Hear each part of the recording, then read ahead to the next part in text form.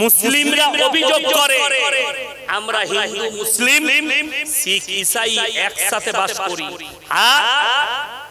ভারতের সংবিধান লেখা হয়েছে এই দেশে যে ধর্মের লোক বাস করবে নির্দ্বিধায় নিজের ধর্ম পালন।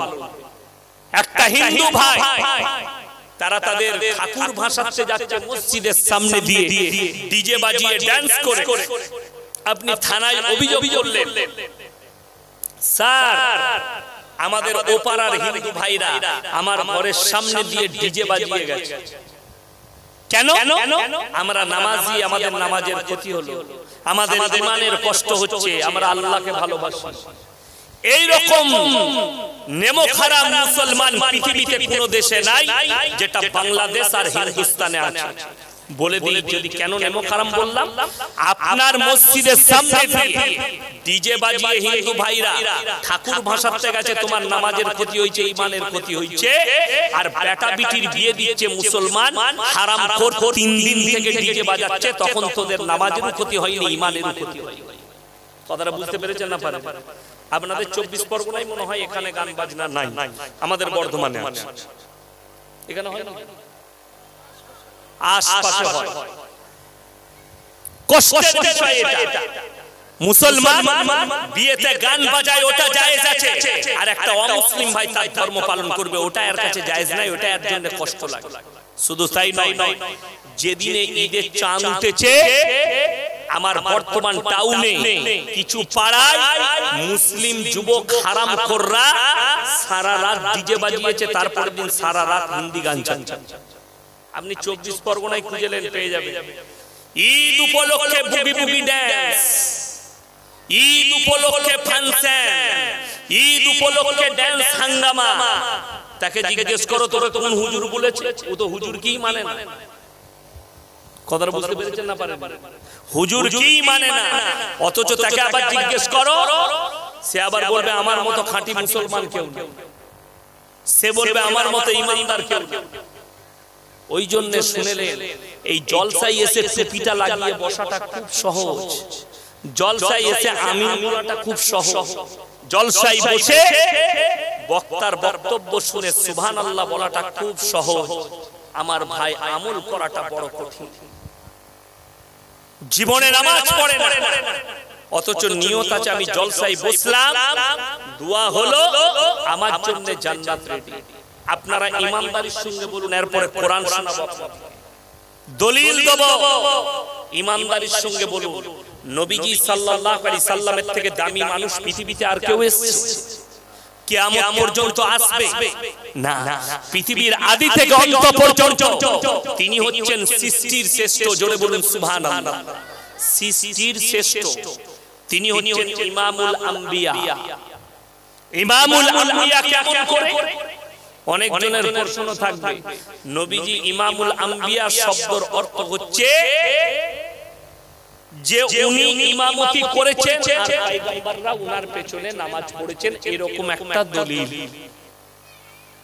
আচ্ছা আপনারা কেউ বলতে পারবেন নবীজি সাল্লাল্লাহু আলাইহি সাল্লাম যখন পৃথিবীতে ছিলেন তখন ওই সময়ে আর কোন নবী বেঁচে ছিলেন, দুনিয়াতে ছিলেন? কথা বলে না, কেউ ছিলেন না।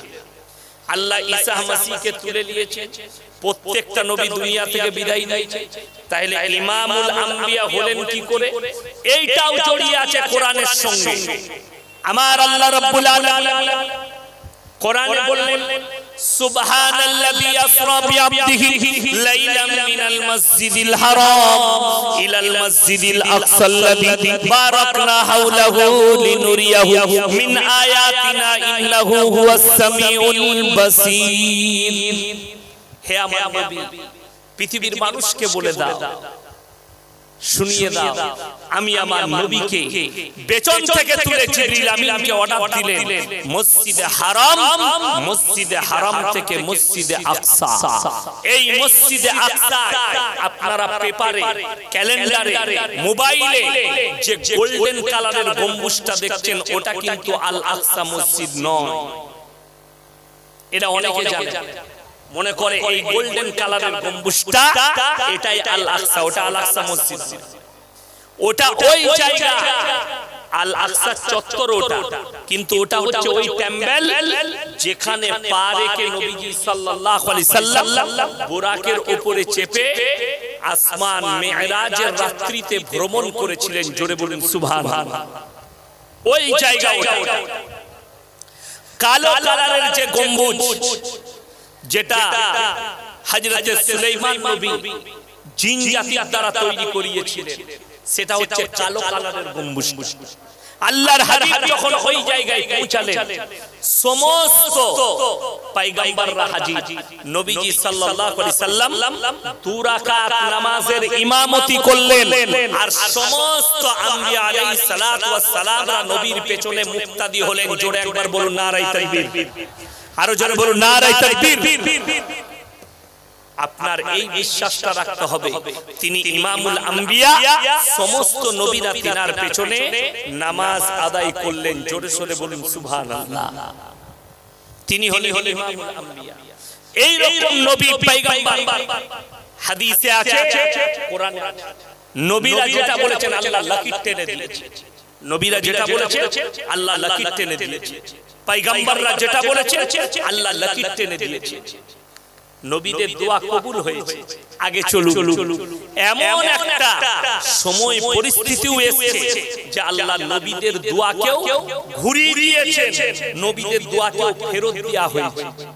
যদি বলেন সেই সময় আর পরিস্থিতি শুনে আল্লাহ নবী জনাবে মুহাম্মদুর রাসূলুল্লাহ, সকলে বলুন সাল্লাল্লাহু আলাইহি ওয়াসাল্লাম।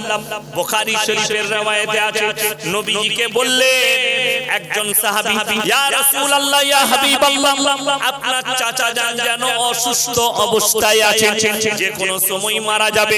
নবীজি ছুটলেন আর চাচার হাতটা ধরে বললেন, ওগো চাচা, একবার বলুন লা ইলাহা ইল্লাল্লাহ, একবার কলমাটা পড়ে নিন, আমি আল্লাহর কাছে আপনার জন্য কেঁদে কেঁদে ক্ষমা চাইবো। নবীজি কাঁদলেন, চোখের পানি ফেলালেন, চাচা একবার কলমাটা পড়ে দাও, একবার কলমা পড়ো, আমি আল্লাহর কাছে তোমার জন্য কেঁদে কেঁদে ক্ষমা চাইবো। নবীজি চাচা উত্তর কি দিলে জানেন? আপনার চোখ দিয়ে পানি আসবে। নবীজি চাচা বললেন, ভাইপো, আমি যদি বার্ধক্যে কলমা পড়ি, লোকে বলবে মৃত্যু ভয়ে কলমা পড়েছে, আমি কলমা পড়তে পারবো না। জোরে বলুন নাউজুবিল্লাহ। অস্বীকার করে দিলেন। কে অস্বীকার করলেন? চাচা। কিরকম চাচা? যে চাচা বলেছে, হে আমার ভাইপো, আমি বেঁচে থাকা কালী তুমি ইসলামের প্রচার করো, তোমার গায়ে কেউ হাত লাগাতে পারবে না। ওই রকম চাচা শেষ পরিস্থিতিতে অস্বীকার করলেন, আমি কলমা পড়তে পারবো। আল্লাহ রাব্বুল আলামিন আয়াত পাঠালেন নবীজির কাছে। সকলে বলুন হিদায়াতের মালিক কে? আরো জোরে বলুন কে? আল্লাহ। কোরআনে কি বলছেন? আল্লাহ কোরআন পাঠালেন নবীজির কাছে, ইন্নাকা লা তাহদি মান আহবাবতা ওয়ালাকিন্নাল্লাহ ইয়াহদি মান ইয়াশা।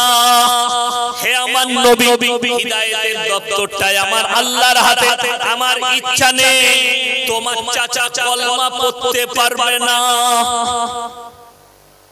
নবীজির চোখে পানি। চাচা যান দুনিয়া ছেড়ে চলে গেলেন। যারা মনে মনে ভাবছেন হুজুর নামাজ পড়বো না, রোজা রাখবো না, মদের ভাটিতে জীবন কাটাবো, নাস্তিকতার উপরে, কুফরির উপরে, বেঈমানির উপরে, আর আমি জলসায় বসে দোয়া করে পেরিয়ে যাব, হুজুর যখন এসছেন আপনি বর্ধমান থেকে দোয়া করবেন, আমি তো জান্নাত নিয়ে যাব, তারা শুনবে। নবীজি সাল্লাল্লাহু আলাইহি সাল্লামের চাচা যান চলে গেলেন। নবীজি আল্লাহর কাছে দোয়া করতে লাগলেন, ওগো আল্লাহ, তুমি আমাকে যতদিন না নিষেধ করছো, আমি আমার চাচার জন্য কেঁদে কেঁদে আমি তোমার কাছে ক্ষমা চাইবো। নবীজি ক্ষমা চাইতে লাগলেন চাচার হয়ে আল্লাহর কাছে, আল্লাহ আমার চাচাকে ক্ষমা করে দাও, আল্লাহ আমার হিতাকাঙ্ক্ষী চাচা ক্ষমা করে দাও। আল্লাহ আয়াত পাঠালেন নবীজি দোয়া করার কারণে। কি পাঠালেন? শুধু এইখানে নবীকে আল্লাহ নসিহত করেননি, নবী এবং মুমিন উভয়কে আল্লাহ নসিহত করলেন। মা কানা লিন নবী ওয়াল লাযিনা আমানু আইয়াস্তাগফিরু লিল মুশরিকিন ওয়ালাউ কানু উলি কুরবা। হে মুমিন এবং নবী এবং মুমিনরা শোনো, যারা বেঈমান কাফের হয়ে মুশরিক হয়ে মারা গেছে তাদের জন্য দোয়া করতে পাবে না, যদিও তারা তোমাদের নিকটতম আত্মীয় হয়। কোরআন, তোমরা দোয়া করতে পাবে না যারা বেঈমান কাফের মুশরিক হয়ে বদ্দিন হয়ে মারা গেছে তাদের জন্য। আপনার ছেলে মদের ভাটিতে জীবন কাটিয়ে মারা গেছে, আপনি হচ্ছেন তাহাজ্জুদ গুজার লোক, আপনি বলছেন দোয়া করে জান্নাতে দেব, তাহলে নবীজির চাচা কি অপরাধ করলো? কথাটা বুঝাতে পারলাম? নবীজির চাচার কি অপরাধ ছিল? তুমি যদি বলো বেঈমান হয়ে, মুশরিক হয়ে, নাস্তিক হয়ে বাপ হাজী সাহেব বলে পার করিয়ে দিবে দোয়া করে, তুমি এটা ধারণা রেখেছো, ভুল ধারণা। তুমি ওই ধারণা ভুলে যাও। নবীর দোয়াকে আল্লাহ ফেরত দিয়েছে, চাচার লেগে দোয়া করা যাবে না, হাত নামিয়ে নাও। আর এইখানে আল্লাহ মুমিনকেও দিও। এটা এক নম্বর। যিনি পৃথিবীর শ্রেষ্ঠ পয়গম্বর তিনার কথা বললাম, আর যিনি সবথেকে বেশি দাওয়াত দিয়েছেন তিনি হচ্ছেন হযরতে নূহ নবী। ৯৫০ বছর, জোরে বলুন না সুবহানাল্লাহ। তারপরেও মুষ্টি কত লোক ঈমান এনেছে নূহ নবীর উপরে। আল্লাহ বললে, হে আমার নূহ, তুমি তাদেরকে ভয় দেখাও, আমি আল্লাহ আযাব দেব, তাদেরকে কঠিন আযাবে মুবতালা করব। নূহ নবী বললে, আমি তোমাদের কাছে বিনীত অনুরোধ জানাচ্ছি, হে আমার কওম, আমার আল্লাহকে ভয় করো, আল্লাহকে বিশ্বাস করো। দেখবেন